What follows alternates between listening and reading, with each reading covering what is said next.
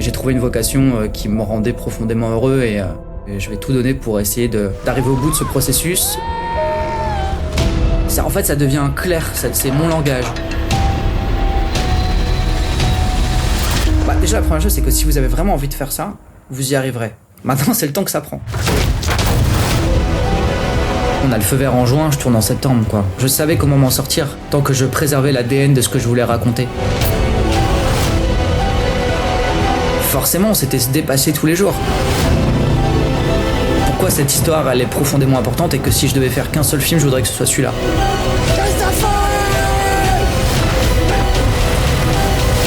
Et d'un coup, c'est parti, quoi.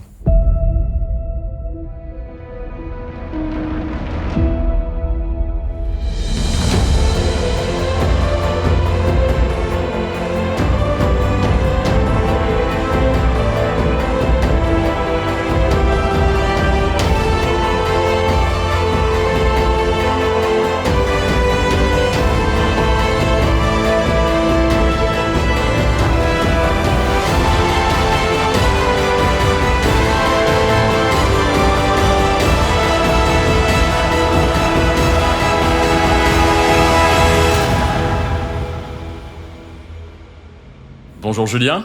Bonjour Tom. Ça fait plaisir de te voir. On s'est parlé brièvement à un moment, un mois ou deux, parce que tu préparais la bande-annonce pour ton film Sans Pitié, que j'ai encore une fois adoré. On en a parlé avec Olivier Torres, ton co-scénariste, qui m'avait recommandé de te contacter par rapport à ça. Ouais. Qu'est-ce que tu ressens maintenant, après autant de temps, après 8 ans de travail dessus? Quels sont ton feeling avant la sortie du film? Là, voilà, pour l'instant, il n'est pas encore vraiment sorti, mais du coup, ce serait un début de soulagement, je crois. Maintenant, le film sort le 14 janvier, donc le 14 janvier, à mon avis, ça va être une envie de passer à autre chose, de tourner un chapitre assez colossal de ma vie, tu vois. Donc ouais, je pense que le 15 janvier, j'aurai un énorme soulagement de me dire, ok, ça m'appartient plus et voilà, je peux passer à autre chose dans ma vie, penser à autre chose, en tout cas essayer. Je pense qu'il va y avoir évidemment un sas de décompression, tu vois.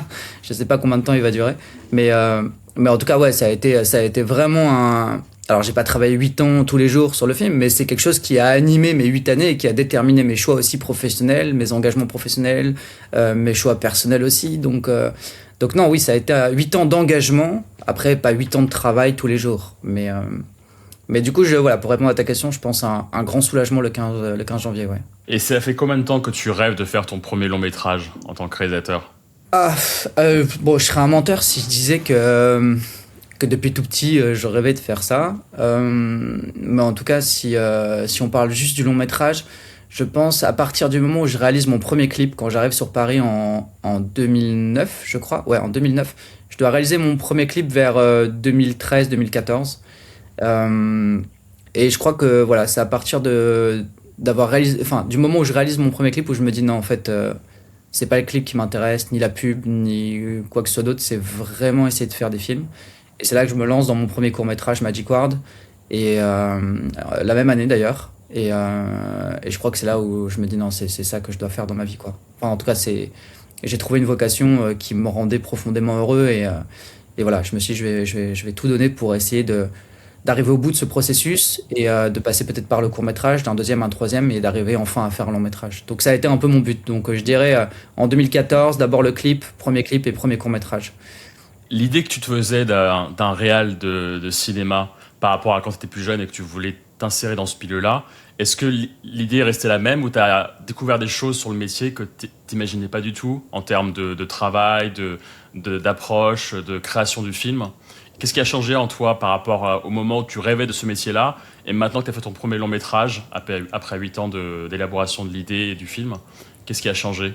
Au départ, c'est vrai qu'on a plein de stéréotypes sur le métier des réalisateurs. On imagine la chaise, le mégaphone, on imagine des trucs un peu bêtes, en fait.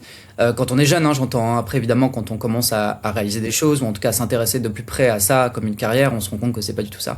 Donc, non, j'ignorais à quel point, en fait, si tu t'entourais des bonnes personnes, que ce soit en termes de production, en termes d'équipe technique, tu pouvais prendre plus de plaisir finalement à fabriquer le film que ce que je pensais. C'est-à-dire que moi, je pensais que voilà, le processus de fabrication était douloureux, que voilà, que c'était beaucoup de sacrifices, beaucoup de compromis, et que enfin, quand il sortait, les gens, voilà, le public, s'il y avait un accueil public favorable, bon bah voilà, la récompense était là. En fait, non, je crois que la récompense, elle vient beaucoup plus tôt. Elle vient dans la collaboration avec des gens qui t'aident à fabriquer ton projet, en fait. Et j'ai fait des rencontres incroyables, en fait, moi, grâce à ça. Déjà, avec mon premier clip, et c'est une équipe qui me suit depuis toujours. Et voilà, et franchement, voilà, j'avais peut-être sous-estimé les rencontres humaines que j'allais faire. Donc l'équipe technique qui t'avait accompagné sur ton premier clip, c'est quasiment la même équipe maintenant sur ce long métrage? Ouais, hein, au global, j'ai juste changé de chef-op parce que le chef-op qui m'a accompagné sur mes clips et mes premiers courts-métrages était pas dispo, avait des projets et tout ça, donc on n'a pas pu faire ce projet ensemble. Euh, mais sinon, au global, oui, oui, c'est la même équipe. En tout cas, l'équipe qui m'a accompagné dès mes débuts, je suis toujours en contact avec ces gens-là et ceux qui n'ont pas pu participer à ce long métrage, on sait qu'on aimerait beaucoup se retrouver sur un futur long métrage ensemble. Après, ça a été aussi des raisons économiques. Comme on est parti faire le film en partie en Belgique, on a dû prendre des équipes belges. Donc c'est pour ça que j'ai pas pu non plus emmener tout le monde en France sur ce premier film. Mais tout le monde sait comment ça marche, donc personne ne m'en veut. Et puis j'ai été clair là-dessus. Maintenant, on espère tous se retrouver évidemment sur un long métrage ensemble et pouvoir célébrer le premier court métrage qu'on a fait il y a 10 ans maintenant. Euh, donc voilà.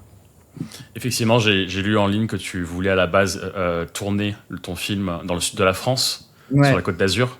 ouais. D'où venait cette idée de travailler là-bas ici pour ton histoire? Est-ce que c'était par rapport à un vécu, ton passé, ou alors juste parce que la région te plaisait dans l'atmosphère que tu voulais donner dans ton film? Bah, moi déjà, je viens de là-bas. Je suis né dans une ville qui s'appelle Hyères, à côté de Toulon, qui est dans le Var. Et voilà, et en fait, il y a une fête foraine dans cette ville que j'ai côtoyé beaucoup quand j'étais plus jeune. Et de là est partie l'idée, évidemment, en dehors de aussi mes raisons familiales, est partie l'idée de faire ce film. Et mon premier court métrage que j'ai tourné, Magic Ward, était sur cette fête foraine-là, parce que la fête foraine s'appelle Magic Ward.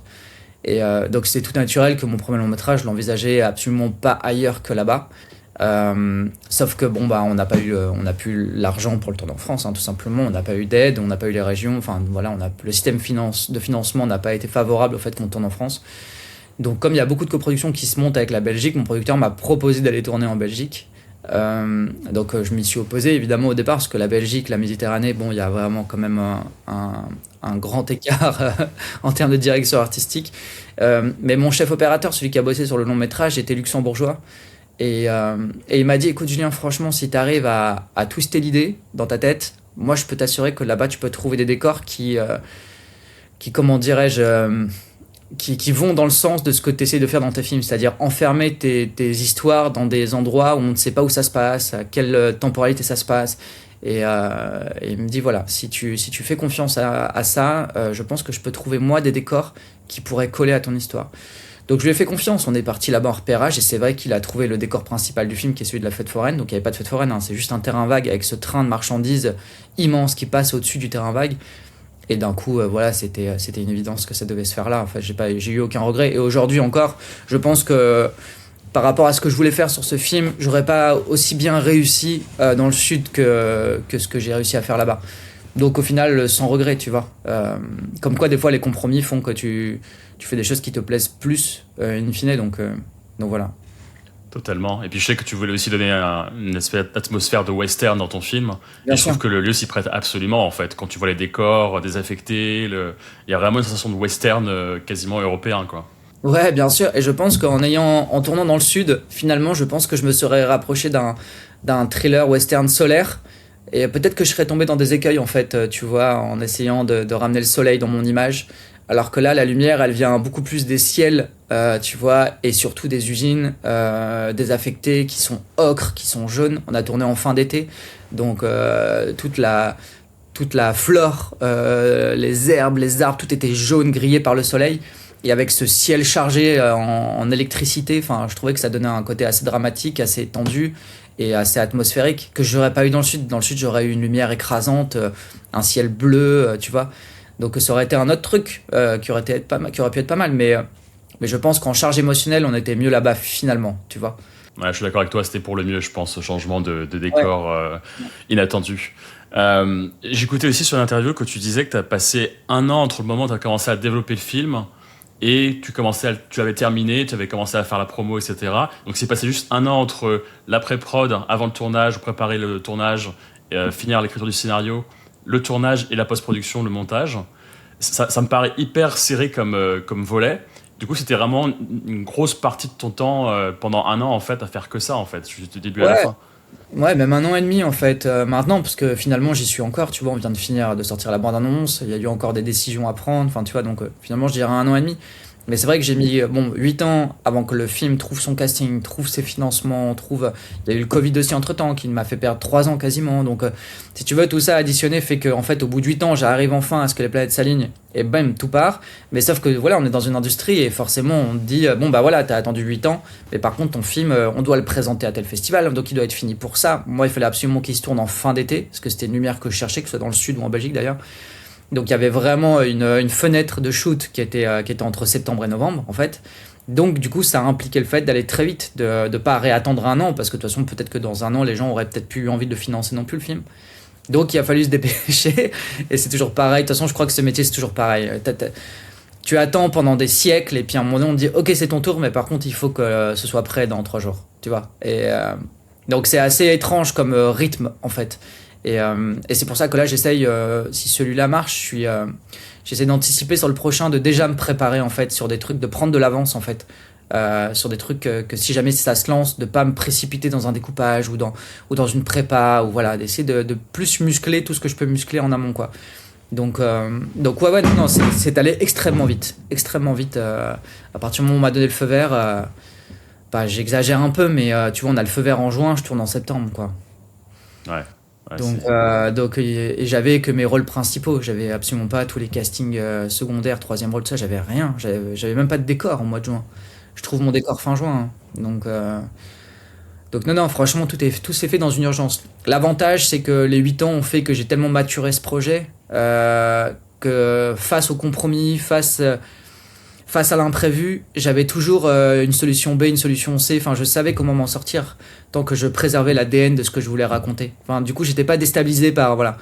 Ou peut-être que quand t'es un peu trop spontané, que t'as pas eu le temps, peut-être que t'as peur de changer ton plan d'un coup radicalement parce que tu te dis ah merde, j'ai pas pensé à ça. Qu'est-ce que ça va être? Donc, ça peut donner des choses intéressantes. En tout cas, moi, je sais que ces 8 ans-là, finalement, m'ont rassuré sur le plateau et j'ai pas été déstabilisé quand on m'a dit bah non ça tu pourras pas le faire en fait pour des raisons économiques ou que sais-je tu vois. Donc non franchement c'était plutôt au final c'était plutôt pas mal. Je voudrais revenir un peu sur le voyage que ça a été de faire ce film, entre la pré-prod, du coup, avant tournage, le tournage et la post-production, le montage, etc. Je sais qu'une partie des gens qui vont regarder cette vidéo, cet épisode, ont peut-être envie de faire leur propre long-métrage un jour. Je crois que tu vas à des écoles de cinéma, non? T'as fait l'ESRA ou t'as fait une école de cinéma? Ouais, j'ai fait une école de cinéma qui est l'ESRA à Nice. Après moi j'ai un parcours un peu particulier à l'ESRA parce que j'étais très mauvais. Pour rien vous cacher, mais vraiment très mauvais, c'est-à-dire que j'ai même failli redoubler ma première année. Donc dans une école privée, ce qui n'arrive pas, on redouble pas, c'est pas possible. Mais non, j'étais très mauvais parce que je crois que j'étais déjà, enfin moi c'était en 2006, donc tu vois il n'y avait pas encore l'accès à Internet, enfin voilà, on était très naïf à l'époque. Et tout ce que je savais, moi, en sortant du bac, c'est que le système scolaire était absolument pas fait pour moi. La méthodologie de s'asseoir pendant 4 heures et écouter quelqu'un parler, c'est-à-dire que mon esprit vagabonde trop pour que je puisse rester attentif autant de temps. Et en fait, quand tu arrives en première année d'ESRA, tu te dis, ok, putain, je vais apprendre la réalisation, plein de trucs et tout, ça va être trop cool. Et en fait, pas du tout. Au départ, on est obligé de t'impliquer, enfin, de t'instruire des bases, de te donner des bases, des choses, enfin, voilà, bon, il y a un tronc commun, quoi, qui est la première année. Et du coup, retour sur une chaise, retour à écouter quelqu'un parler. En plus, bah, clairement, moi, je viens d'un cinéma, tu vois, je suis dans les années 90, donc je viens d'un cinéma qui est totalement américain, qui est du nouvel Hollywood, les Scorsese, les Fincher, enfin, tu vois, tous ces films-là, quoi. Et t'arrives et on te montre des films en noir et blanc qui ont 70 ans, qui parlent russe, et tu comprends rien du tout à ce qu'on essaie de t'apprendre, tu vois. Tu te dis, non, mais moi, les gars, j'ai envie de parler de L'Arme Fatale, en fait. J'ai pas envie de parler du cuirassé de Potemkin ou d'Orson Welles. Je comprends pas, en fait. Je sais pas qui sont ces gens. Ils sont pas dans mon vidéoclub. Donc, il y a eu toute une année d'adaptation comme ça, où où je me dis qu'est-ce que je fais là, qu'est-ce que je fais là, surtout que moi je viens d'un milieu assez pauvre, donc je payais moi-même mon école, j'ai fait moi-même le prêt, enfin je livrais des pizzas le soir pour payer mon loyer, pour payer, commencer à payer le remboursement de mon crédit, enfin donc bref, donc c'était pas l'Amérique et en fait je fais une voilà en deuxième année et ça rejoindra je pense ta dernière question de l'interview, mais je clique avec le montage, c'est-à-dire qu'à un moment donné en fait l'école c'est le début des Mac et le début de Final Cut Pro 7. Et l'école s'équipe de ça, de 15 stations Mac et de Final Cut Pro 7. On suit 2 semaines de formation avec un mec qui vient nous apprendre un peu le montage, comment ça se passe. Et là, la force, mais là vraiment la force de ce logiciel, c'est que c'était comme un jeu vidéo, quoi. Donc d'un coup, tout devient simple, tout devient limpide. C'est plus des interfaces un peu compliquées comme on peut trouver sur Avid. Voilà, ça devient limpide. C'est-à-dire que tu prends tes rushs, tu les balances sur une timeline, comme quand tu vides tu vois, un sac de photos et que tu essayes de voilà, bah, c'était pareil. Et c'était tout simple, tout intuitif. Et d'un coup, je clique avec le montage et je deviens monteur, mais je me vante un peu. J'aurais été nul en montage, je pense, voilà. Mais dans ma tête, je deviens monteur en 2 semaines. Ça, en fait, ça devient clair, c'est mon langage. Je comprends enfin mon langage. Et là, je sais ce que je vais faire de ma vie. Je serai monteur de cinéma. C'était, voilà, Ok. c'était limpide. Je savais pas que à la base tu voulais devenir monteur professionnel Ah avant ouais, de ouais. passer à la réal. Ok. Ah ouais, ouais, moi, c'est vraiment le montage. En fait, la réal, je sais même pas ce que ça veut dire quand j'arrive à l'école. Encore une fois, j'ai la naïveté de croire que c'est un mec qui gueule dans un mégaphone et qui dit non, la couleur me va pas. Enfin, tu vois, je n'y comprends rien du tout, tu vois. Surtout qu'en plus, à l'époque, t'avais pas forcément accès aux interviews de tous les metteurs en scène que j'admirais. Enfin, en tout cas, tous les films que j'admirais. Tu vois, t'avais pas l'interview des metteurs en scène. Tu pouvais pas avoir accès à ça. À part dans les bonus DVD, tu vois, mais bon, c'est pas. Donc non, j'avais que voilà, que des fantasmes un peu d'écueil, tout ça. Donc le montage, ça devient concret. C'est vraiment ma première accès en tant que metteur en scène. En fait, ce que je savais pas, c'est qu'en aimant le montage, petit à petit, je nourrissais en fait une envie de mettre en scène. Parce que de suite, ce que j'y ai vu par le montage, c'est ma liberté. C'est-à-dire vite quitter l'école, parce que ça coûtait trop cher pour moi, tu vois, et de trouver vite un travail dans le montage. Mais dans ma tête, ma réflexion, c'est putain, mais attends. C'est-à-dire que si je chope une caméra, euh, je sais faire du montage, bah en fait, je peux faire mes films tout seul, j'ai plus besoin de personne. Donc je vais pouvoir m'exprimer tout seul. Et je crois que voilà, là, ça a été une révélation. Voilà. Et c'est comme ça que je pars de l'école, en fait, sans même avoir mon diplôme. Je pars en milieu de début de troisième année, tu vois. Et je monte à Paris en 2009. Voilà, c'est en 2009. Et je trouve un taf direct sur Paris en tant que monteur. Et donc tu commences en tant que monteur à Paris, et ensuite au fur et à mesure, tu commences à faire ton premier court-métrage Magic World, les premiers clips musicaux que tu as fait aussi, et tu te dis, Ouais. ah bah finalement, la réal, ça m'intéresse aussi, je connaissais pas trop, c'était un peu obscur pour moi, et maintenant je pense que j'ai envie de passer derrière la caméra et en plus monter le film derrière. Bah, en fait, c'est juste que quand ça commence plus tôt, je commence par que du montage. Et je bosse dans une boîte qui s'appelle Music Mag à l'époque, qui s'occupait d'aller faire des interviews d'artistes en maison de disque. Tu vois, dans les labels, dans les maisons de disques, et les artistes qui sortaient leur album, ben, j'allais avec un journaliste, il les interviewait, moi je filmais, et ensuite je rentrais avec les rushs, et je mixais l'interview de l'artiste avec le dernier clip qu'il avait sorti, tu vois. Et à un moment donné, je vais dans une. Et j'avais fait ça, j'en avais fait une centaine, tu vois, en l'espace d'un an, et puis deuxième année, je me dis, putain, il faudra peut-être renouveler le concept, tu vois, c'est un peu. Bon, j'ai pas forcément d'idée, et je suis jeune, hein, en plus à l'époque, je crois, j'ai 21 ans, ouais, un truc comme ça, quoi, 22. Et bref, et on va chez Polydor, chez Universal Music. Et là, il y a je crois que c'était un gars, je sais plus exactement. Il sortait de The Voice, je crois, enfin voilà. Et on fait l'interview et il avait sa guitare.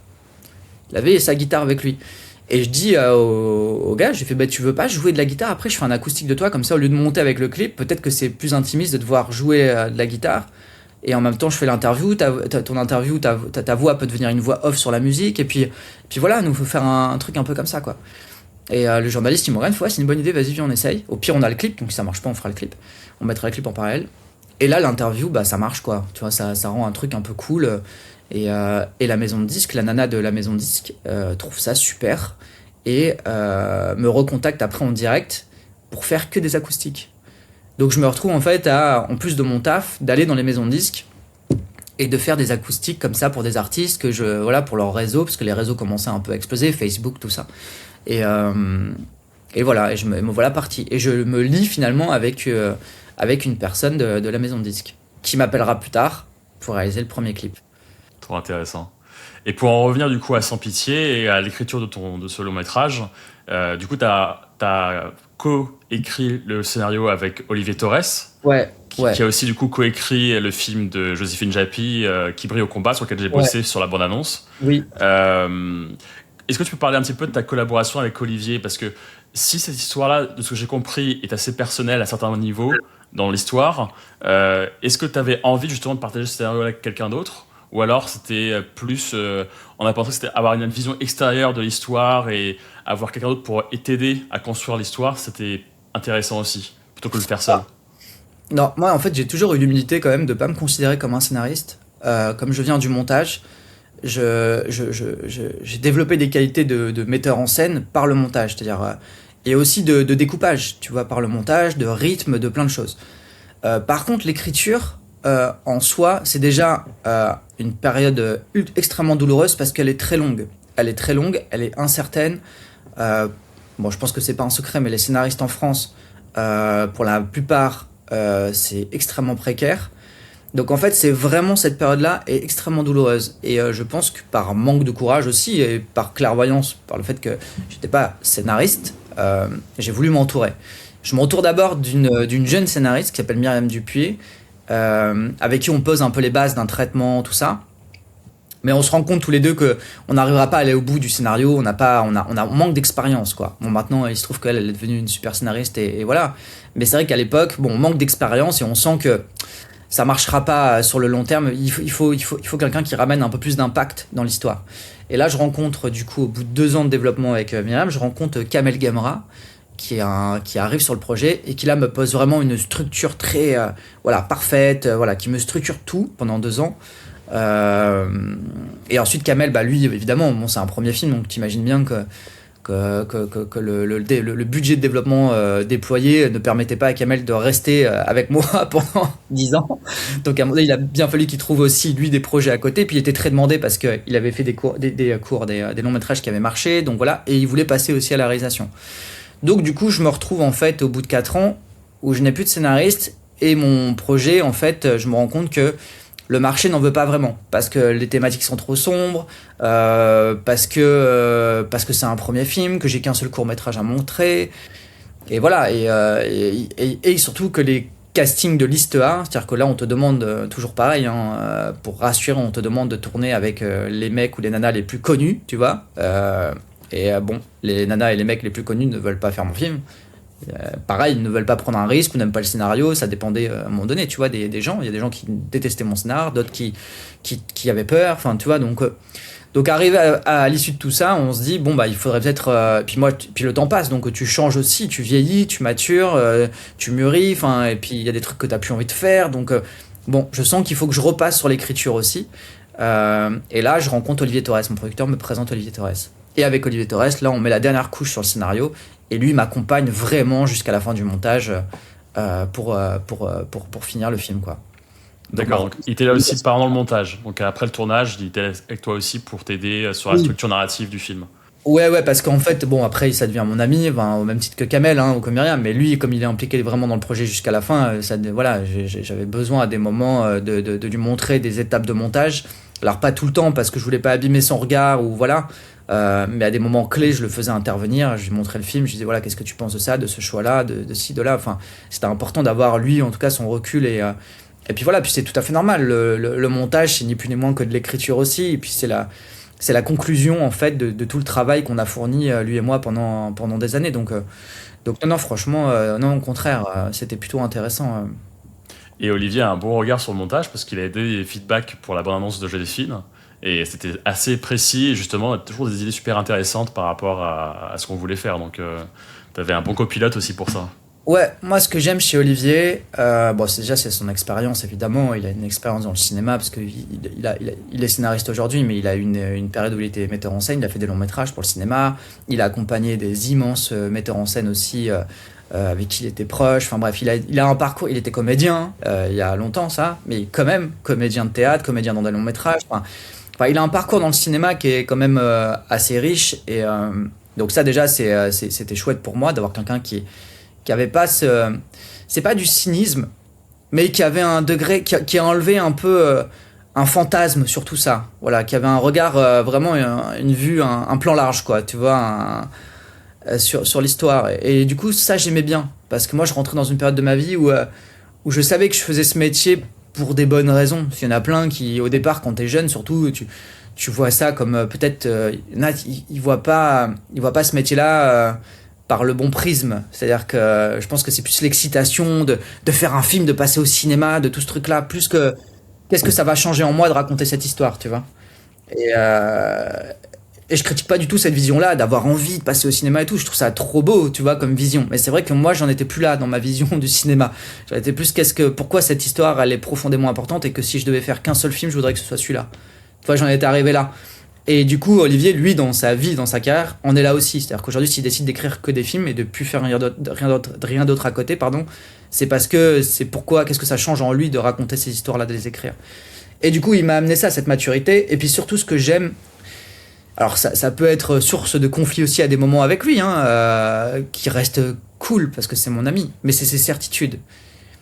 Il a des certitudes, des convictions en fait. Et ça, c'est important pour un metteur en scène, en tout cas, d'avoir quelqu'un en face de toi qui a des convictions, qui est convaincu. Même s'il se plante, bah merde, vaut mieux se planter avec des convictions, tu vois, que d'y aller de manière tiède et dire ouais, mais peut-être qu'on va nous dire. Non, non, lui, il est convaincu. Et ça, franchement, c'est pour la majorité du temps, c'est essentiel pour moi d'avoir quelqu'un comme ça qui m'accompagne. Mhm. Et c'est une super transition vers le tournage, la phase de tournage, parce que je pense que quand tu es réalisateur, tes acteurs aussi vont être en confiance et se dire on sait où on va, la barque est menée par quelqu'un qui sait ce qu'il veut, etc., qui a une vision assez sharp de sa vision du film. Alors oui et non, figure-toi. Alors je pense que ça les a rassurés sur le fait que comme c'était un premier film, que tout ça, quand ils sont arrivés sur le plateau, quand ils m'ont vu faire et tout, ils se sont dit ok bon le gars il sait où il va. Mais ça encore une fois je le dois au montage, hein, parce que j'avais dans ma tête déjà, je suis arrivé avec un découpage ultra sharp comme tu dis, ultra précis. Euh, je vais pas dire que comme Bong Joon-ho, je savais exactement où j'allais cutter, tu vois, ça c'est pas vrai. Mais par contre, je savais exactement quelle valeur de plan il me fallait dans chaque séquence, quelle séquence j'avais besoin de plus de plans, parce que je sentais que en termes de rythmique, à ce moment-là, j'allais devoir d'accélérer le montage ou de le ralentir, voilà. Donc je me suis pas beaucoup back-upé finalement sur ce tournage, comparé à mes courts-métrages, tu vois, où je manquais d'expérience. Là, j'étais arrivé vraiment, de toute façon, j'avais pas le temps. Donc j'avais vraiment, grâce à mon chef-op aussi, mon assistant réel, on avait vraiment préparé le film et on avait la bonne musique, je crois, tu vois, en termes de nombre de plans par séquence. Mais du coup, pour en revenir aux comédiens, donc ça les a rassurés. Par contre, le fait d'être extrêmement précis, de savoir exactement où est-ce que je voulais aller, ça les a enfermés à des moments. Je sais qu'à des moments, ils auraient aimé que ma mise en scène ou quoi soit un peu plus ample, un peu plus large, pour laisser place à peut-être plus d'improvisation, plus de... Voilà, c'est arrivé 2-3 fois. Bon, sur 30 jours, ça va, hein. 2-3 fois, ils m'ont dit ah, je suis un peu frustré là. J'aurais aimé avoir que ta mise en scène m'enferme un peu moins dans un cadre, tout ça. Mais ça, je le comprends. Je le comprends parce que pour un comédien, c'est super dur d'arriver préparé, d'attendre une séquence. Parce que c'est surtout sur des séquences importantes. T'imagines bien que c'est pas sur une séquence où il n'y a pas de dialogue, où c'est juste de la contemplation, tout ça. C'est surtout sur des séquences importantes où il y a vraiment du jeu, où vraiment là, le comédien peut s'exprimer, montrer ce qu'il sait faire, montrer son travail, tout ça. Mais, euh, mais sincèrement, on n'avait pas le temps. De toute façon, sur ce tournage-là, j'avais pas le temps de contenter à chaque jour tout le monde. C'était impossible. Des fois, le plus souvent, celui qui était pas content, c'était mon chef-op. C'était mon chef-op qui me disait ah, Julien, la lumière, là, regarde. Moi, je sais très bien, je vois très bien, comme je viens du clip, que je viens de l'image, et que l'image est très importante pour moi, parce que c'est le premier vecteur par lequel passe le lien, la connexion avec le spectateur. Après, il y a le son, le jeu d'acteur et tout ça, évidemment, et c'est essentiel. Mais le premier vecteur, c'est l'image. C'est d'abord, blam, l'image apparaît. Ok, d'accord, vas-y, je vais regarder. Et ensuite, le reste, pour moi. Donc, je disais à Florian, je disais, rassure-toi. Enfin, je sais que tu aurais aimé que ce soit parfait, mais je pense que ça va donner du charme, en fait. Parce que l'image restera trop belle. On l'a trop préparé le film pour, en tout cas, trop belle à notre goût. On l'a trop préparé le film pour qu'à un moment donné on se dise ah putain mais ils ont tourné ça à l'iPhone ou ils ont fait ça à l'arrache. C'était impossible que ça arrive, ça, c'était trop préparé.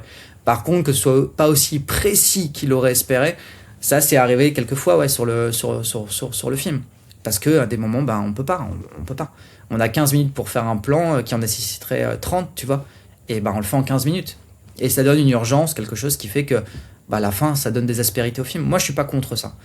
Mais voilà, donc les comédiens rassurés de voir que je savais à peu près ce que je voulais, mais des fois frustrés parce que pas le temps d'aller au bout de quelque chose pour eux quoi. D'ailleurs, je crois que j'ai vu sur l'interview que tu as faite aussi pour ce film que ton chef-op, c'était son premier long métrage, c'est ça? Ouais, son premier long métrage, ouais. Ok. Ouais. Et tu as voulu travailler avec lui parce qu'il savait penser le plan, tu disais que le découpage pour lui, il savait bien faire, tu voulais justement faire un découpage précis de ton film avant de partir en tournage? Ouais, en fait, ce que j'adorais chez lui, c'est déjà, il avait une maturité visuelle qui est assez dingue, parce que j'avais vu son travail en publicité et en clip notamment. Euh, mais je trouve il a un sens bon, du cadre, évidemment. Mais c'est surtout ce que j'aime chez lui, c'est que la lumière, il la met pas sur ses projecteurs, il la met dans ses images. Il la met dans son décor, il la met dans ses costumes.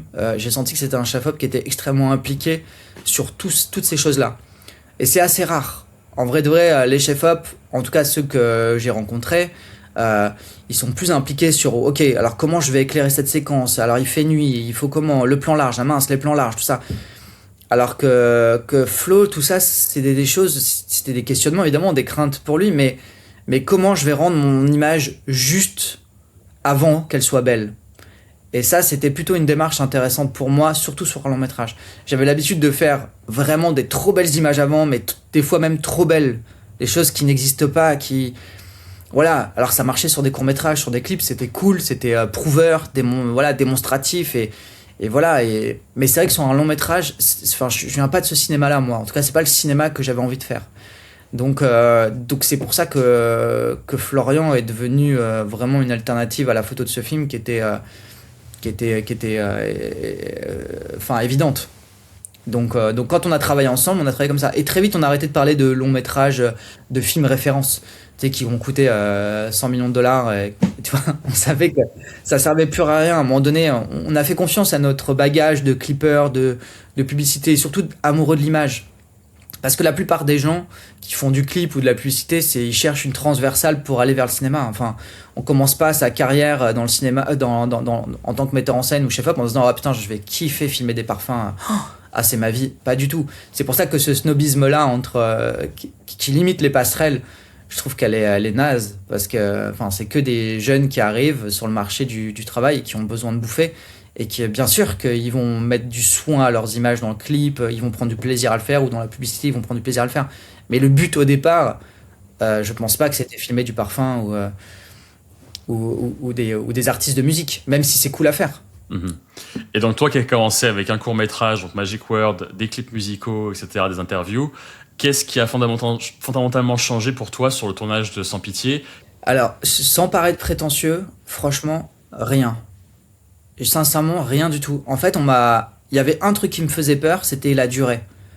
Tu vois, c'était la durée. On me disait tout le temps, tu verras, à la 3e semaine de tournage, tout le monde plonge. Tu sais, on te parle un peu de mythes comme ça, de trucs. Donc ça, on m'a tellement rabâché ça que j'avais hâte d'arriver à la 3e semaine pour voir ce phénomène, tu vois. Et en fait, bah, je me suis tellement fait un monde de ce phénomène-là que d'un coup, je me suis dit, ah ouais, bon, oui, effectivement, tous un peu plus fatigués le matin et tout, mais l'énergie est tellement là, on a tous tellement envie de continuer, de faire le meilleur film possible, que ce soit les techniciens, que ce soit les acteurs, les actrices, tout le monde, enfin, que franchement, oui, c'était évidemment, au plus on arrive vers la fin du tournage, au plus, tu vois, on était fatigué, tu sentais que ça, voilà, parce que c'était un tournage compliqué, hein, on n'avait pas les moyens de nos ambitions, donc forcément, on s'était se dépasser tous les jours.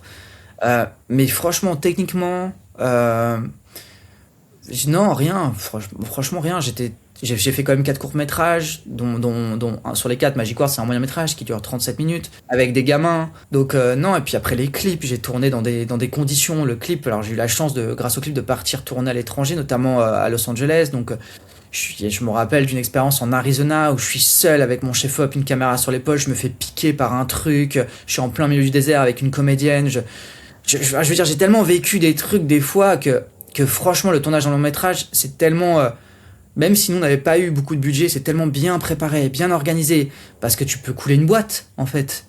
Donc tu peux pas te permettre d'être à l'arrache comme un court-métrage, tout ça, donc non, enfin franchement, non, c'était plutôt cool. J'ai pas eu de surprise en me disant, ah ouais, c'est ça. En fait, j'ai plus eu de surprise sur mon dernier court-métrage, qui est Girls, où là, clairement, sur une séquence, je me suis demandé si j'allais continuer ce métier, bizarrement. Une séquence qui marchait pas du tout, que j'avais pensé qui marchait pas. Ça marchait pas, c'était nul. Le soleil se levait alors qu'on devait tourner de nuit toute la journée. Enfin, et j'ai plus eu ça sur ce court-métrage-là. Mais je pense que c'est ça qui a fait que sur mon long-métrage, j'étais préparé, quoi. Voilà. Et ça durait combien de temps le long métrage à tourner? 30 jours, on a eu 30 jours de tournage. Ah, 30 jours. 30 jours de tournage et on a eu 2 mois de prépa, enfin de fin juin, ouais, de fin juin à début septembre, quoi. D'accord. Et pour tes futurs longs métrages, est-ce que tu penses que tu utiliseras la même technique, c'est-à-dire de faire un découpage assez précis, ou alors est-ce que tu essaieras, si le budget et le temps le permet, de laisser plus de place aussi à l'expérimentation sur le moment? En fait, moi j'avais l'habitude de storyboarder tous mes courts-métrages. Là, on n'a pas eu les moyens de le faire ni le temps. Donc du coup, je suis arrivé avec un découpage très précis, mais à base de plans au sol, avec mon chef opérateur. C'est-à-dire qu'on a fait des plans au sol pour toutes les séquences. Enfin voilà, tout était pensé en amont. Même si évidemment, quand on arrive sur le plateau le matin, des fois on se dit ah bah tiens, ce cadre-là finalement, aujourd'hui je le sens plus. J'ai envie de le changer, de décaler un peu ce travelling-là. Voilà. Bon, même si on adapte les choses, rien n'est ancré dans une réalité ou dans une vérité absolue, quoi. Mais non, je pense que je vais encore plus préparer. Mais je vais encore plus préparer parce qu'au plus tu prépares, au plus t'es précis, au plus t'as confiance en fait. Au plus tu te dis ok, j'ai mon backup de toute façon. Même si ça marche pas, je sais voilà sur quoi revenir pour que ça marche, que en tout cas la journée elle rentre et voilà. Donc non, je pense que je vais essayer de storyboarder tout mon film pour le coup. Le deuxième, je vais essayer de tout storyboarder, hein. Ouais. Donc en fait, encore plus me préparer. Et surtout, il y a un truc que j'ai pas eu le temps de faire parce que tout s'est fait très vite, c'est de répéter avec les comédiens. Je suis pas fan de répéter le texte, de jouer, tu vois, dans des appartes entre nous, à dire vas-y, pleure, pleure, là, tu vois, non, j'aime pas trop ces trucs-là. C'est pas mon truc. Mais plus lire le scénario plusieurs fois ensemble, plusieurs fois discuter, s'engueuler, tu vois, pour évacuer un peu toute cette énergie, un peu de prise de conscience, de parole, de connaissance, tu vois, tous ces préliminaires de rapport humain, en fait, qui quand tu les as pas fait en amont, bah mine de rien tu perds une semaine sur le tournage avant que les choses se décantent et qu'on se dise ah en fait tout le monde est cool, ok on peut se faire confiance, ok que ce rapport de confiance là soit installé déjà bien en amont et non pas le premier jour de tournage. Bien sûr. Donc, ce qui s'est fait sur Sans Pitié, tu vois, le rapport de confiance, j'ai senti la première semaine voilà qu'il y avait des ok bon le gars il sait ce qu'il fait mais est-ce que ça va être si bien que ça, voilà je sentais voilà surtout chez Toufik et Adam et c'est normal je leur en veux pas, hein. Mais il y a un moment donné, ils se sont dit non, mais c'est trop bien en fait, on est trop content d'être là, on se marre, le gars est cool, l'équipe est sympa, enfin tu vois, et d'un coup, bon bah, c'est parti quoi.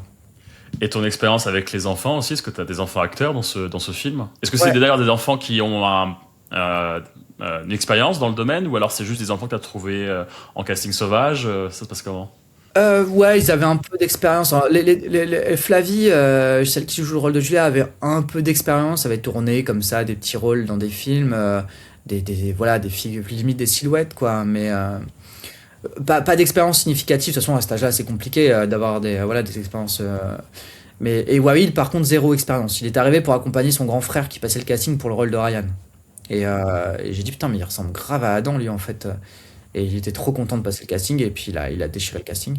Et, mais non, non, mais tu vois, c'est ce que je dis souvent aussi quand on me pose la question. Je trouve ça plus simple, en fait, de diriger des enfants parce que, bah déjà, ils se posent pas de questions, ils jouent, quoi.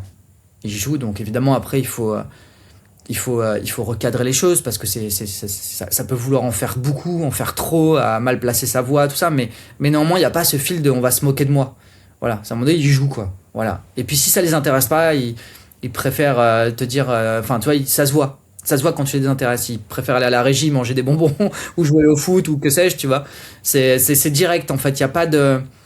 Voilà, tu t'es pas là à te questionner, attends, est-ce qu'il est à l'aise avec ce que je viens de dire ou quoi, là c'est direct, t'as la réponse directe, donc c'est à toi d'être toujours challengé, de te challenger en permanence et d'être le plus créatif possible pour leur donner envie à chaque fois de refaire, de refaire, de refaire.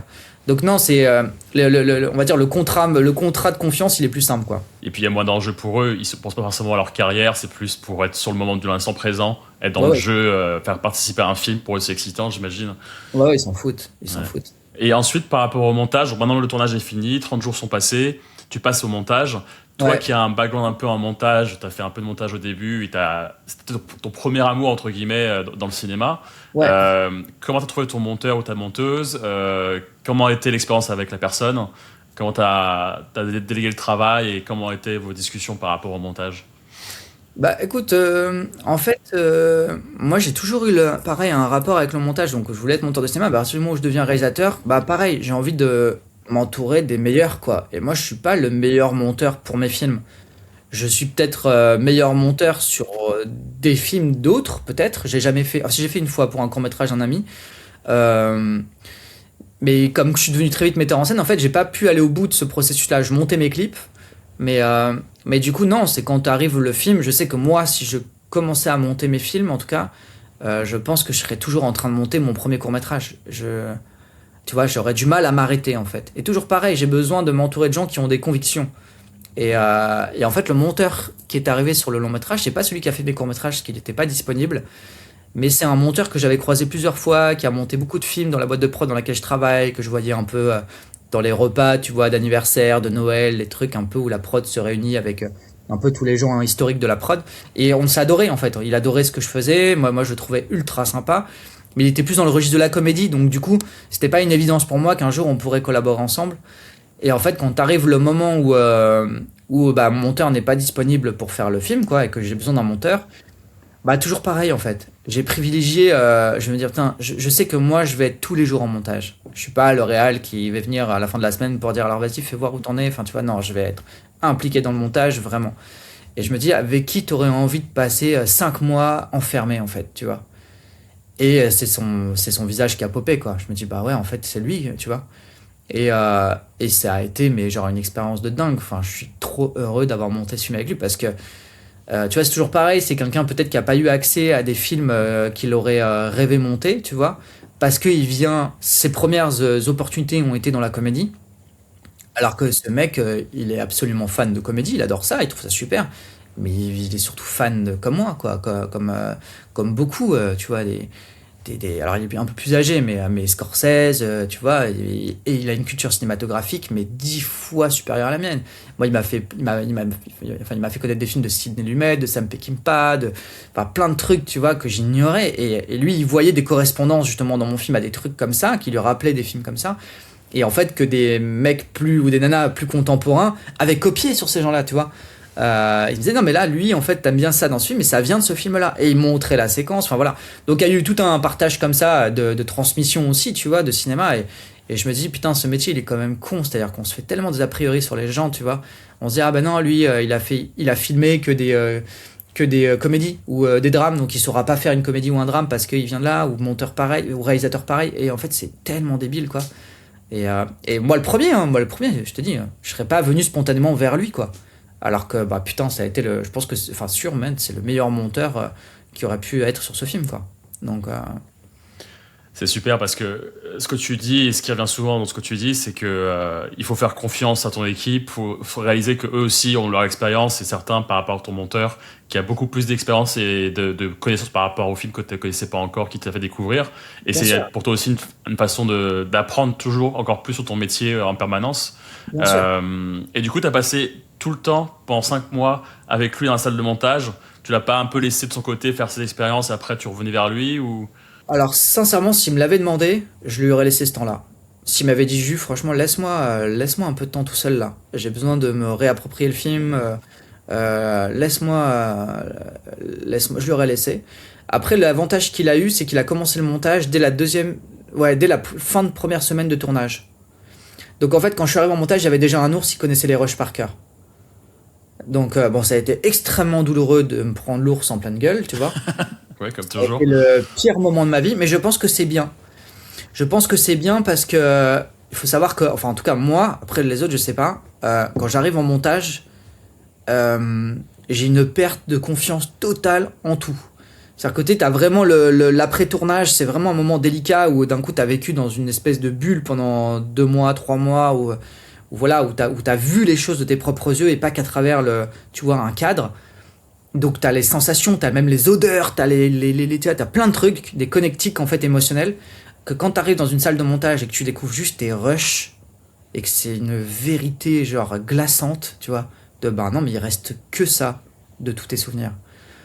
C'est un peu terrorisant quoi. Et avant de comprendre le film que t'as réalisé, j'imagine que les grands, eux, ils captent de suite. Moi je sais que avant de comprendre le film que j'ai fait, ah ça met du temps. Et là, j'ai, je pense, la modestie et l'humilité, déjà de pas trop intervenir dans l'art du montage les premières semaines. C'est-à-dire, je suis là, je dis, tiens, ce rush-là, je me rappelle, c'était si bien. Est-ce que c'était bien, comme dans mon souvenir, ce plan-là? Donc, le monteur va dans les rushs et regarde. Mais c'est plus, voilà, je suis très prudent au début. Voilà, je laisse le monteur quand même. J'ai laissé Vincent s'approprier les choses, s'approprier le film, s'approprier la rythmique. Et moi, je donnais juste des consignes de, voilà, c'est un film plus comme ça dans sa rythmique. C'est un film plus sensoriel que d'action. Enfin voilà, et je donnais plus des thématiques que vraiment des vrais impacts de montage. Et c'est que quand je me remets moi fondamentalement, viscéralement, à aimer le film que j'ai fait, à comprendre le film que j'ai fait, que là je deviens performant en montage et que je peux vraiment être un bon collaborateur et un bon sidekick à mon monteur, quoi. Qui lui à un moment donné s'essouffle aussi au fur et à mesure du temps, a plus de recul, et moi d'un coup bon voilà, j'ai fait le deuil de ce que j'ai pas fait et je commence à aimer ce que j'ai vraiment fait, tu vois. Mais c'est délicat le montage, hein. C'est franchement, moi c'est le moment que je préfère, mais pareil, l'expérience a fait que sincèrement, pour pas te mentir, j'ai mis un mois. Pendant un mois, je l'ai pas montré à Zouf, hein, au monteur. Il s'appelle Vincent Zoufranieri, donc Zouf. Voilà, je lui disais, en fin de journée, tout ça, je faisais un peu part des trucs, mais je te jure, je rentrais chez moi et je disais à ma femme, je ferai pas ce métier, je me suis planté, chérie, c'est mort. Mon film, c'est une catastrophe. Et pourtant, il est tellement bien monté. Et c'est ça qui est intéressant, parce que pour moi, qui est monteur de bande-annonce de film, mes projets sont sur le court terme. Je passe peut-être une semaine sur une V1, et puis après, je vais faire quelques modifs par-ci par-là, mais c'est jamais un travail de montage qui dure des mois et des mois. Ouais. Et pour moi, ça me fascine que tu as vécu sur ce long métrage, parce que je me rends pas compte si j'aurais le recul justement nécessaire pour regarder avec un œil frais le montage chaque jour en permanence pendant des mois et des mois.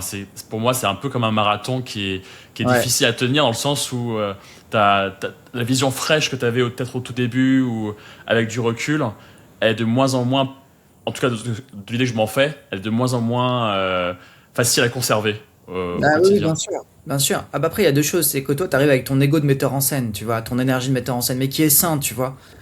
Il est sain si à un moment donné, t'as de la clairvoyance sur ce que t'as réellement fait et sur qui tu es et là où tu te situes.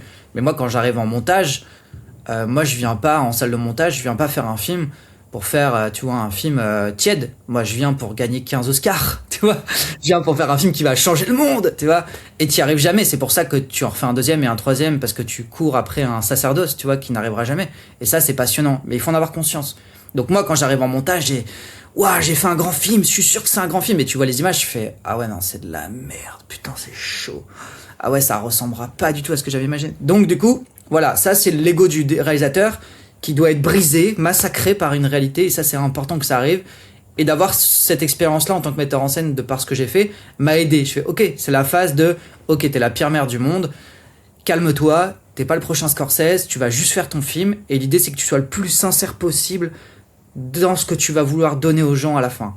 C'était ma ligne de conduite. Même si c'est de la merde, il faut que tu sois le plus sincère possible. Voilà.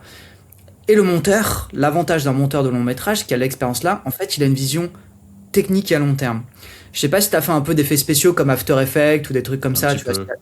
Voilà, bon, t'as vu, ça fonctionne par calque. Et ben en fait, il fonctionne comme ça. Il cherche pas la séquence parfaite dès le départ.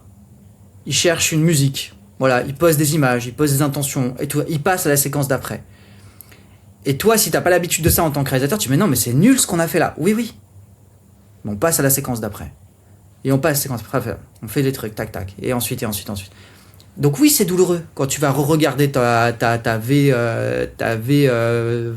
0, on va dire. Mais c'est nécessaire parce qu'en fait, au fur et à mesure, tu t'appropries. Tu commences à comprendre ta matière, comprendre tes images, tes rushs. C'est de pas chercher le montage parfait dès le début, en fait. Ça n'existe pas. Tu peux pas. Et c'est qu'après, voilà. Et dès que tu as compris ton film et que lui aussi a compris le film qu'il était en train de monter, bon bah d'un coup tu peux devenir technique et c'est là où tu sauves ton film d'ailleurs à des moments des défauts d'écriture, des défauts de mise en scène, défauts de plein de choses. Et voilà. Mais non, ça fonctionne par calque. Il faut pas chercher le montage parfait. Et moi qui viens du programme court comme toi, du clip ou de la bande-annonce, tout ça, c'est qu'en fait, comme ça dure que 2 minutes ou 3 minutes, fonction si c'est des clips, tout ça, bah en fait, tu peux très vite avoir du très concret, en fait. Donc c'est très vite impactant. Donc du coup, tu peux, avec du son, avec de la musique, tu peux très vite avoir un truc qui d'un coup jaillit, surgit et soit super intéressant. Le long métrage, c'est pas ça du tout. La musique, déjà, elle intervient tard. Ça vient tard, la musique. Il faut surtout pas mettre de la musique tout de suite parce que ça te pourrit la vision de ton montage. il faut que ce soit brut dès le départ. Et ensuite, après, quand tu commences à plus avoir de recul, que tu es à 4 mois de montage, là, tu commences à mettre un peu de la musique. Pour venir ressaisir des émotions que tu as perdues et dire, ah, ok, d'accord, mais alors si on fait ça, voilà. C'est un peu intéressant parce que moi, dans la bande-annonce, c'est l'inverse. C'est qu'on commence toujours par la musique Ouais, et après, on finit par la narration. Mais du coup, dans le long métrage, c'est l'inverse parce que tu dois d'abord dynamiser et structurer bien comme il faut la narration pour ensuite avoir une musique qui accompagne, ouais. euh, Alors après, tu dis dans le long métrage, moi, c'est ma méthode à moi. Après, peut-être qu'il y en a qui font carrément l'inverse, hein. Mais dans ma méthode à moi, ouais, c'est la musique, elle doit intervenir à la fin parce que t'es biaisé. La musique, c'est pour moi, c'est le truc qui me procure le plus d'émotions au monde, plus que le cinéma en réalité.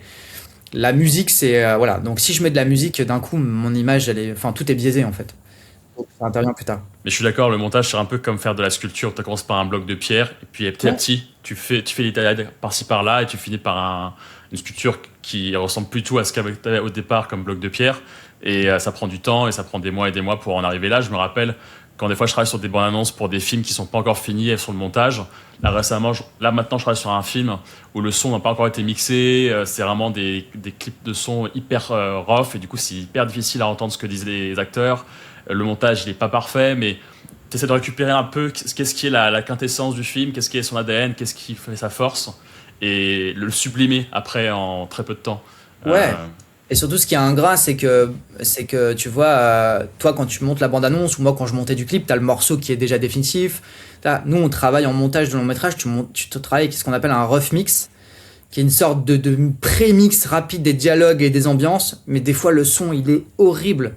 Tu vois, donc du coup, tu te retrouves avec, entre un chant contre chant à l'autre, une ambiance différente, un truc, donc déjà, en fait, c'est très brut, c'est très très brut. Il faut vraiment avoir une capacité à se projeter pour vraiment rentrer dans l'émotion du truc et se dire non non c'est bon ça va être différent après parce que on va tout améliorer mais ça marche comme ça et ça c'est enfin pour un réalisateur c'est trop dur hein. Franchement d'ailleurs les projets que tu montres tu vois aux partenaires aux producteurs tout ça tu vois c'est des rendez-vous mais et en plus c'est souvent dans des salles de cinéma et tu leur montres des choses des sorties David mais le son il est catastrophique tu dis ouais. mais mon Dieu mais non c'est vraiment voilà faut avoir beaucoup d'humilité quoi.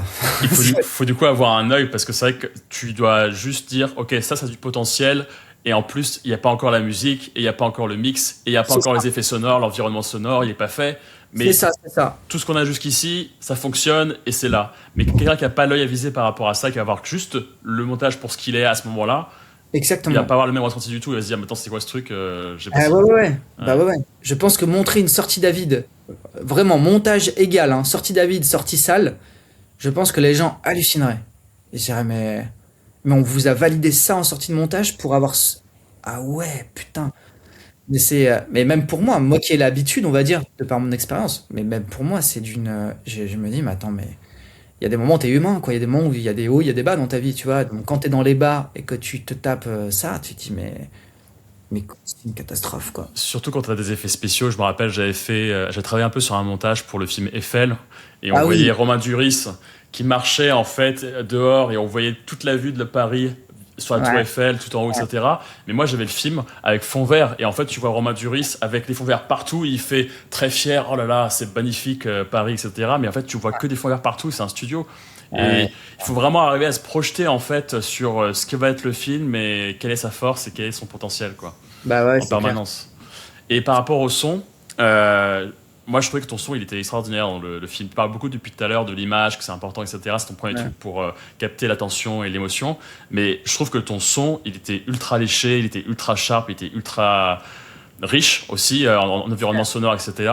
Est-ce que tu veux parler un petit peu du mixage du coup par rapport à l'image? Ouais, bien sûr, bien sûr. Non, mais après, voilà, comme moi, je viens d'un cinéma où chaque département de la fabrication d'un film est prise très à cœur, très au sérieux. Il y a pas un endroit dans le cinéma que j'aime, en tout cas en tant que spectateur, où on se dit, ouais, non, mais ça, c'est pas grave, ouais, ça passe, ouais. Enfin, tout est vraiment pensé, mis en scène, quoi.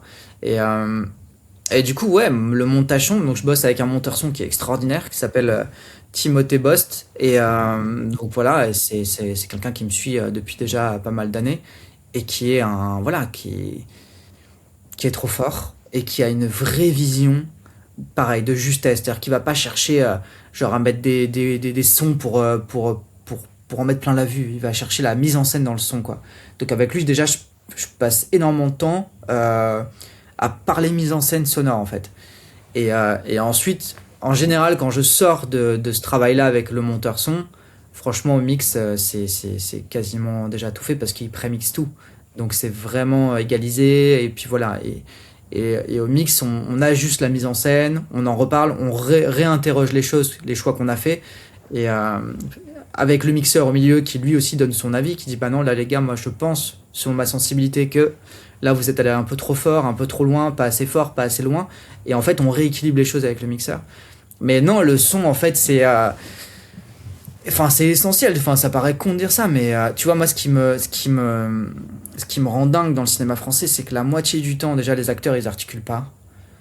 Ça, c'est un vrai problème. C'est un vrai problème. Et je dis pas que dans mon film, peut-être que j'ai le même problème, hein. Moi, je l'ai tellement entendu que je comprends tout.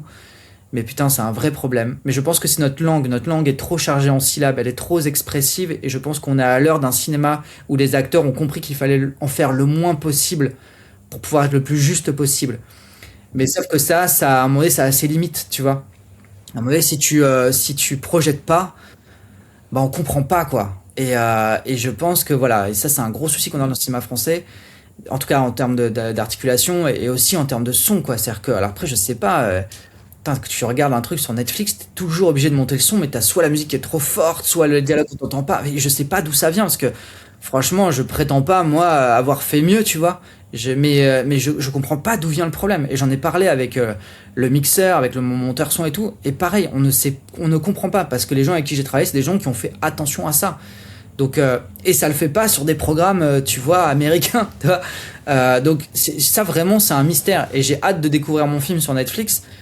S'il sortira sur Netflix, je crois, bon, dans longtemps, mais en tout cas, de le découvrir en VOD ou en télé, pour me rendre compte de ça. Est-ce que, putain, j'ai le même problème? Et si oui, vraiment, enfin, bah, ne plus jamais laisser passer ça pour le deuxième film, quoi.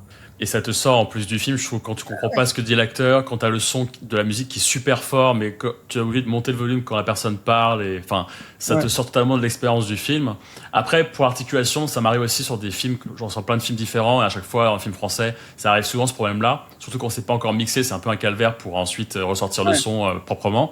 Mais là, je travaille sur un film américain avec que des acteurs américains, et le problème, c'est pareil, c'est que des fois, dans le rôle, dans le personnage, ça articule pas trop, ça parle un peu en sa barbe et c'est la bonne annonce, c'est pareil, je sais pas si t'as remarqué, mais quand tu vas au cinéma pour voir une bonne annonce, aux États-Unis le son est magnifique, hyper fort, une vraie expérience de cinéma. En France, quand je vais écouter une bonne annonce, ils ont baissé au max la musique et ils ont laissé un petit peu la voix un peu plus fort, mais le mix est hyper bas aussi et je comprends Mm. pas. Pour moi, c'est le genre de truc qui fait tellement de différence sur la qualité de ce que tu vas voir. Bah, en fait, les salles de cinéma, tu vois, par exemple, bon, sans spoiler le film, tu vois, mais t'as une détonation à la fin de mon film, tu vois, et qui est précédée d'un silence total. Et cette détonation, nous, au mix, on lui a donné une valeur, tu vois, en dB, qui en fait était forte, mais pas trop, mais assez forte pour qu'elle vienne briser ce silence, mais genre émotionnellement, tu vois. Et le mixeur me l'a dit. Il m'a dit, bah tu verras, comme c'est précédé d'un silence, forcément ton son va paraître très fort. Donc tu verras qu'il y a des chances qu'il y ait certaines salles qui revoient la valeur du film pour ce moment-là et qui baissent un petit peu les choses. Bon, est-ce que c'est vrai, est-ce que c'est pas vrai, j'en sais rien. En tout cas, c'est ce que m'a dit mon mixeur. Mais c'est au même titre que ces écrans, ces nouveaux écrans, tu vois, avec cette plaque qu'on a foutue sur tous les écrans, tu sais, pour la 3D. Bah ça, faut savoir que ça fait perdre un diaph à ton film. Ça te fait perdre un diaph à ton film et ça te le désature. Donc c'est une catastrophe en fait pour l'image. C'est-à-dire que tu vois, mon chef-op, bon, il a pas encore vu sur ces écrans-là, mais moi je connais l'image, je l'ai étalonné avec mon chef-op, j'étais avec lui en étalonnage. Je vois l'image qu'on a fait, tu vois, je sais l'image qu'on a fait. Et sur des vieux cinémas qui sont pas équipés en écran 3D, je vois l'image qu'on a fait. Bah quand tu vas dans des salles comme ça, bah tu dis ah putain la vache, qu'est-ce que c'est dommage. Donc voilà, il y a des voilà, il y a des pour, il y a des contre, hein, mais en plus la 3D, j'ai pas le sentiment que ce soit un truc qui marche tant que ça. En plus, j'ai l'impression que ça a coûté une fortune et qu'au final, Bon, les gens sont pas plus fascinés que ça par mettre des lunettes et aller voir un film en 3D. Je crois, hein, après peut-être que je me gourre, Il n'y mais a pas beaucoup de sessions 3D. En tout cas, en France, je trouve qu'il n'y a pas beaucoup, à part pour des très gros films américains, gros budget et compagnie. ouais, voilà, j'imagine que là, Avatar en ce moment, bon, ils doivent tous essayer de le voir en 3D, Hmm. mais j'ai pas le sentiment que voilà, que ce soit vraiment quelque chose qui ait conquis le public, quoi. Mais malheureusement, ça a investi les salles de cinéma et putain, ça bousille un peu ton image quand même. Ouais. Et d'ailleurs, parlons d'image, l'étalonnage, du coup, c'est une phase de la post-production qui t'attire, que t'aimes bien, de retoucher justement du coup la lumière, la Ouais. saturation, les couleurs et compagnie. Ouais, ouais. Alors pour le coup, c'est un truc auquel j'interviens pas beaucoup parce que, alors j'ai un défaut, moi, c'est que, enfin j'ai un défaut, je suis daltonien, donc sur certaines couleurs. Donc si tu veux, c'est vraiment un moment donné qui est un peu relaxant pour moi, où je laisse vraiment mon chef-op opérer avec son étalonneur. Et moi, je suis là et je regarde et je donne juste des sensations. Voilà. Mais c'est un moment où j'interviens que très peu parce que on a tellement travaillé jusque-là que c'est le moment de mon chef opérateur, quoi. C'est son image, c'est à lui et je respecte vraiment ça. Et si t'as fait bien ton travail, ton chef opérateur, il va pas bousiller ton image ou faire des propositions complètement fucked up, quoi. Donc c'est un moment qui est plutôt plaisant et c'est vraiment le moment où voilà, tu mets la petite chantilly sur le gâteau et t'es vraiment, mais grosso modo, moi, je suis vraiment passionné par la post-production, hein.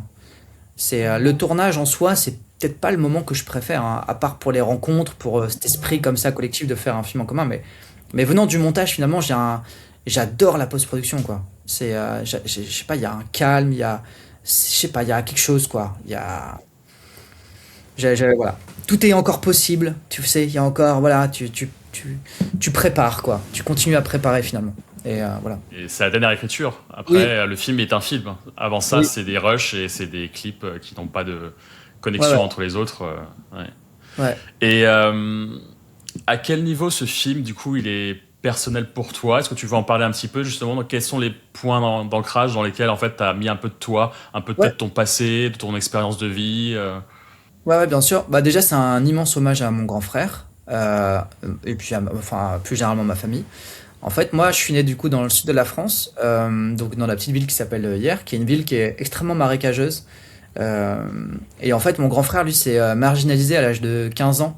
Et il a vécu dans une caravane. Et il s'est beaucoup occupé de moi quand j'étais petit. Il a un peu, il a, il a, il a un peu joué le rôle du père que lui et moi on n'a pas eu en fait. Euh, à défaut, enfin, malgré d'être un grand frère, tu vois, mais il a surtout joué le rôle de père. Et comme on a quand même un écart d'âge assez significatif, et il s'occupait de moi et on vivait dans cette caravane face à la fête foraine, donc le Magic Wand. Et moi, je comprenais pas parce que du coup, bah, en face de nous, c'était des personnes qui vivaient dans des caravanes, tout ça, mais ils avaient des manèges, tu vois. Je disais, pourquoi nous, on n'a pas de manège alors qu'on vit comme eux? Du coup, il me disait, bah, parce que nous, on n'est pas comme eux, en fait. Et il y a eu tout ce fantasme-là, en fait, de cette famille par procuration que je voyais à travers la vie de ma caravane, qui était cette fête foraine avec ses manèges, ses lumières.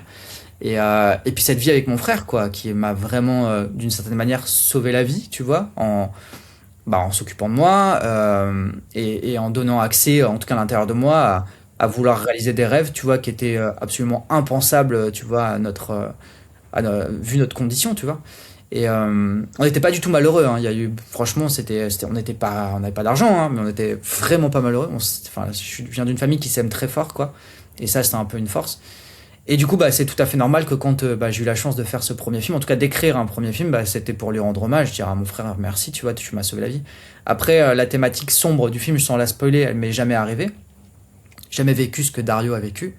Euh, En revanche, voilà, cette thématique-là reste quand même très personnelle parce que des gens autour de moi qui sont extrêmement proches, dont une personne, voilà, a vécu les ténèbres. Et voilà, c'était important pour moi voilà, tous ces sujets-là se regroupent dans ce premier long métrage et qui m'ont donné cette force de tenir 8 ans parce que c'était essentiel pour moi d'aller au bout de ce film, quoi.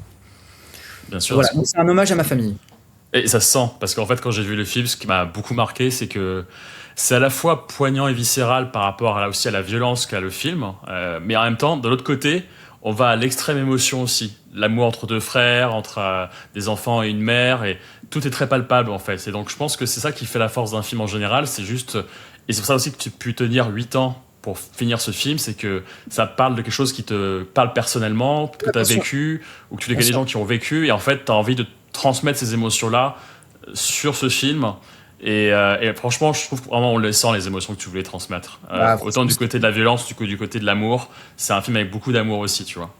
En tout cas, c'est comme ça que je l'ai vécu quand je l'ai vu la première fois. cool. Si ça a résonné comme ça chez toi, c'est cool parce que c'est exactement ça. Moi, je trouve qu'aujourd'hui, surtout dans le cinéma, en tout cas dans le cinéma que je fais, hein, c'est la radicalité émotionnelle qui m'intéresse. C'est-à-dire que mes films seront toujours, je crois, toujours un peu violents. C'est pas forcément la violence ou de la bagarre ou des morts ou quoi, mais une violence en tout cas morale, psychologique. Enfin, pour moi, c'est important parce que c'est des questions qu'on se pose nous au quotidien. Tu vois, aujourd'hui, on est dans un monde tellement violent que en fait, t'es toujours obligé d'interroger ta morale. Te dire, mais attends, mais qu'est-ce que je suis en train de faire en fait là? Dans quel monde je vis? Dans quoi je dois m'engager? Est-ce que je dois m'engager? Quand je dis m'engager, c'est socialement, politiquement. Enfin, tu vois, tu te sens en fait à la fin impuissant, quoi. Et ça réinterroge ta morale. Et puis t'as ta vie. T'as ton égoïsme, t'as ton truc à toi, tu vois, tous ces trucs qui d'un coup te font culpabiliser. Et puis tu mets des œillères, tu vois. Et voilà, et tout ce truc-là fait que t'es juste humain. Et c'est ça dont j'aime parler dans mes films. Ce sont des personnages humains, donc avec des défauts énormes, mais des qualités énormes, qui font surgir des situations radicales, tu vois. Et pour moi, je pense que tu ne peux pas pleurer à la fin d'un film si à un moment donné, t'as pas vécu l'extrême inverse. C'est-à-dire que si t'es sur la même lignée tout le temps, que t'es dans une bienveillance totale avec tes personnages, bon, ok, c'est... bon. Alors que si jamais tu fais vivre à tes personnages des émotions extrêmement fortes, bon, si tu rentres en empathie avec l'histoire et le personnage, bon, tu les vis avec eux. Et puis c'est cool, les montagnes russes. Bien sûr. Et puis c'est quand même une catharsis pour nous en tant que spectateurs quand on voit ça, quand on voit des personnages avoir des émotions hyper fortes, des challenges de vie hyper importants. Ça nous permet aussi de recontextualiser dans notre vie à nous. Ok, qu'est-ce que je peux apprendre de ce film-là par rapport à ce qui est dit et ce que les personnages vivent dedans, quoi. Exactement, ouais. Hmm. Exactement.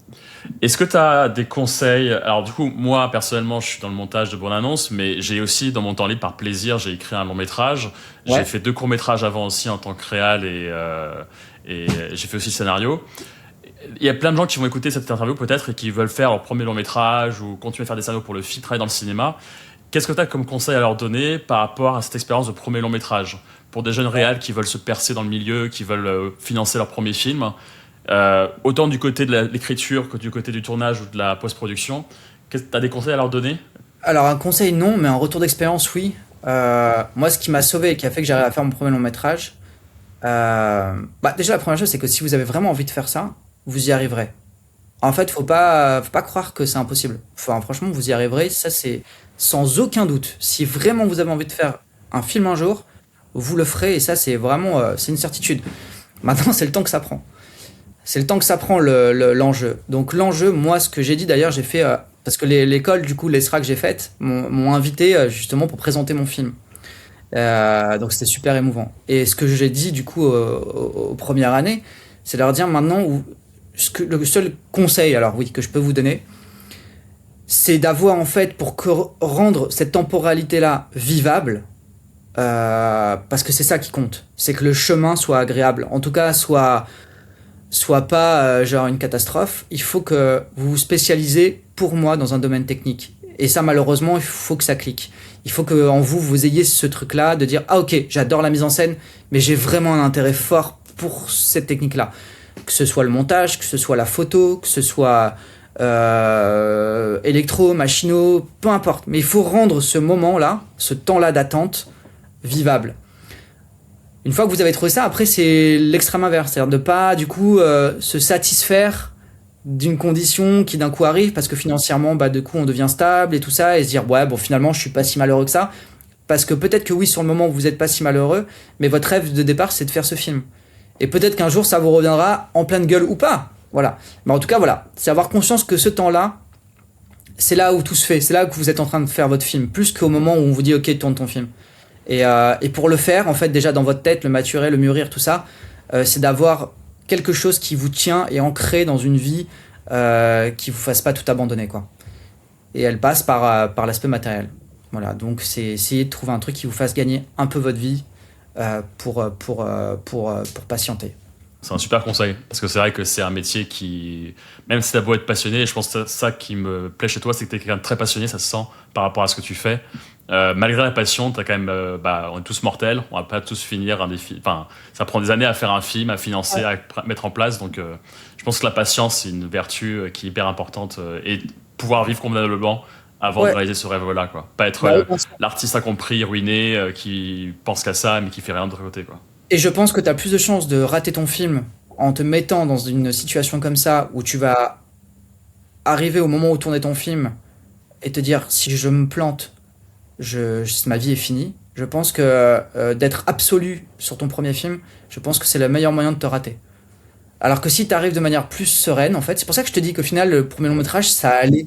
Enfin, tu sais, j'ai pas eu d'angoisse, j'ai pas eu tout ça, tu vois, j'étais serein, quoi. J'étais là où je devais être, en fait. Et je pense que c'est par ce parcours-là, c'est pas arrivé tout de suite, hein. Le temps passe et du coup, bah, tu vois, je suis devenu parent, enfin, tu vois, je suis devenu papa de 2 enfants. J'ai posé ma vie, en fait. Et quand tu poses ta vie, bah, en fait, tu te rends compte que c'est une vraie passion parce que ça reste, ça meurt pas. Mais par contre, pas à n'importe quelle condition, quoi. C'est un Et ça super, change tout. c'est un super message. Merci pour le conseil. Je le prends aussi, moi. Est-ce que tu as des projets pour la suite, là, maintenant? Un long métrage, autre chose? Ouais, je rentre en casting de mon deuxième long métrage. Du coup, je commence au mois de janvier. Après, évidemment que ce long métrage, le deuxième, ne se fera que si le premier marche un petit peu, hein, parce qu'on est toujours dans une industrie. Et même si le film a plutôt des bons retours du milieu pro, quoi, de l'industrie, maintenant, il faut qu'il y ait des résultats et c'est bien normal. Mais si tout se passe bien pour moi, ouais, je suis déjà sur mon deuxième qui est déjà écrit, parce que dans les 8 ans, j'ai écrit un deuxième film. Je me suis pas juste concentré sur celui-là aussi, j'ai préparé la suite. Donc écoute, voilà, normalement un deuxième qui devrait rentrer en prépa l'année prochaine. Trop bien. Super nouvelle. Hâte de Voilà. voir. Et dernière question, avant d'en finir. On en a parlé un petit peu hier, je t'avais mentionné ça. J'aime bien Ouais, poser cette question-là à la fin de l'interview pour. Je trouve qu'il y a toujours des réponses intéressantes qui en ressortent. Euh, Est-ce que tu peux nous raconter une histoire d'un événement qui t'est arrivé ou d'une rencontre que tu as eue qui a un peu, c'est un grand mot, changé ta vie, mais en tout cas, tu as appris quelque chose d'important à ce moment-là. Tu as eu une épiphanie, tu as eu une révélation par rapport à quelque chose. ouais. Alors en fait, bon, il y en a plein, évidemment. Voilà, il y a mon producteur, enfin, il y a mon chef opérateur, mon assistant réel. Enfin, il y a plein de gens comme ça qui sont arrivés à des moments. Mais vraiment le moment clé, le point clé de tout, c'est quand je manque de redoubler du coup ma première année d'ESRA. Et en fait, bon, en deuxième année, l'école s'équipe de stations de montage. Et il y a un mec dans cette école, un étudiant, hein, qui s'est intéressé à moi, tu vois, qui s'est vraiment intéressé à moi humainement, tu vois, voilà, à qui je me suis mis à parler cinéma, tu vois, de ce qui me plaisait dans les films, de mes retours aussi sur l'école, de pourquoi je me sentais pas forcément à ma place dans cette école, mais qu'en même temps je sentais bien que cette école était cool, tu vois, mais que bon, je savais pas ce que j'y foutais.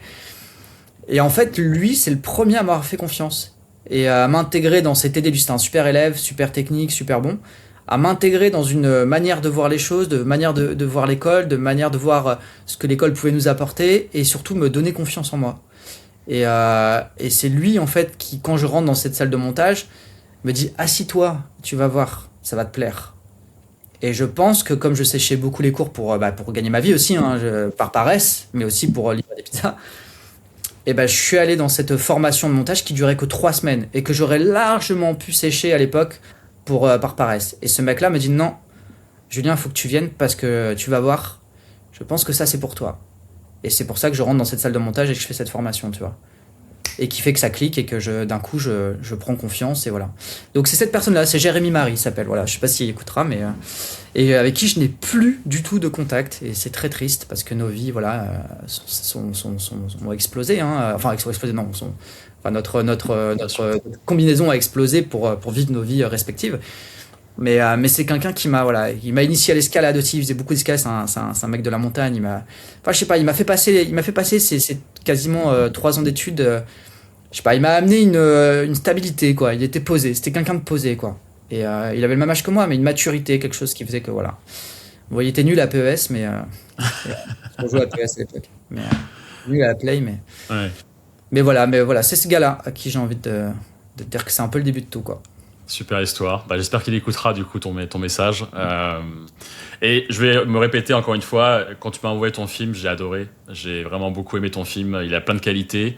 C'est un magnifique long métrage et pour le challenge que ça a été de le produire et le temps que ça a pris, et le travail que ça a fourni, le travail on le ressent quand on voit le film. Et j'ai qu'une envie, c'est parce que moi quand j'ai découvert ton film, tu me l'as envoyé un lien Vimeo. Là j'ai Ouais. qu'une envie, c'est de le voir le 14 janvier sur une salle de cinéma et prendre mon ticket parce que je pense que l'expérience sera encore plus belle que ce que j'ai vécu derrière mon ordinateur. Et je te souhaite plein de bonnes choses pour la suite et je suis sûr Bah, qu'il y aura plein merci d'autres films Tom. derrière. Merci, Tom. Bah écoute, si tu veux, tu peux venir à l'avant-première. Elle a lieu le 6 janvier à Paris, si jamais t'es dans les parages. Ah, trop bien. Bah écoute, j'y serai. Avec grand Voilà. plaisir. Elle est où à Paris? Paris Pathé Bercy. Et là, on peut déjà réserver sa place, je crois, pour ceux qui veulent. Et puis voilà, bah, on se dit, mais ouais, si tu veux le voir avant le 6 janvier, t'es le bienvenu. Eh bah écoute, je vais booker mon ticket maintenant, alors ça marche. Ouais, trop cool. Voilà, à la prochaine alors, Julien. Merci Tom, merci, c'était super cool.